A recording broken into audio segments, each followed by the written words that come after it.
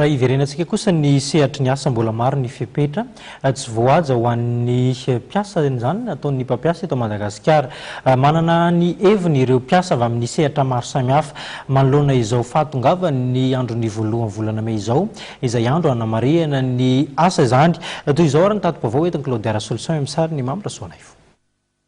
Anisan'ny itarainan'ny mpiasa maro eto Madagasikara ny akeliny karama izay tsy mifanaraka amin'ny asa atao. Voarina miany amin'ny velany ny tsika ety ambanimbany kokoa dia falianina mihitsy zany dia eo amin'ny resaka ny karaman'ny mpiasa mihitsy zany ny ohatrany zay tsy dia miafatra loatra aty mbany be zany dia karaman'ny mpiasa izay dia izy angamba.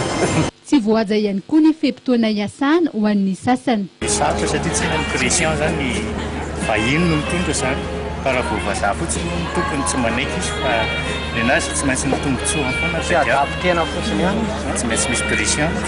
Une heure de travail 8 heures par jour zay zany raha tena talana nefa tsy respecté zay. Manao ahoana kosa indray ny eo amin'ny sehatry ny fifandraisan-davitra na ny télécommunication.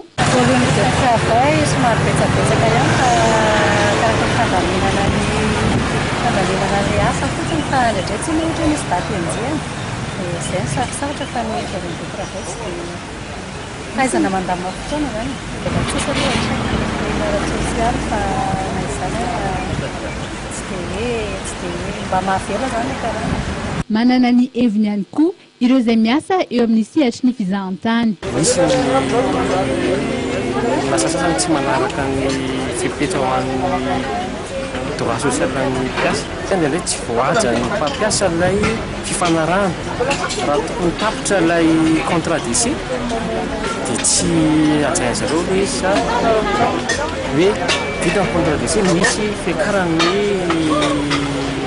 karaman'ny mpiasa, misy ny kolokolo amin'ny fampidirana mpiasa satria betsaka ny lasany tsy manana procédure amin'ny resaka recrutement. Ireo izay tsy manan-tsafidy sy tsy mahita asa noho ny tsy fananana diplôma kosa indray dia manao varo mandeha. Azo ny anako zao varotra mandeha satria zany ohatr'izay ny zavatra mety amiko. Zay ny tiako atao mba anako tsika manko tena marina tsy manana diplôma tsy manana anina aloha tsy dia misy vola ampiasaina. Ny tsirairay moa dia samy miandrandra ny fanatsaran'ny tontolon'ny asa eo amin'izay sehatra misy azy avy avokoa.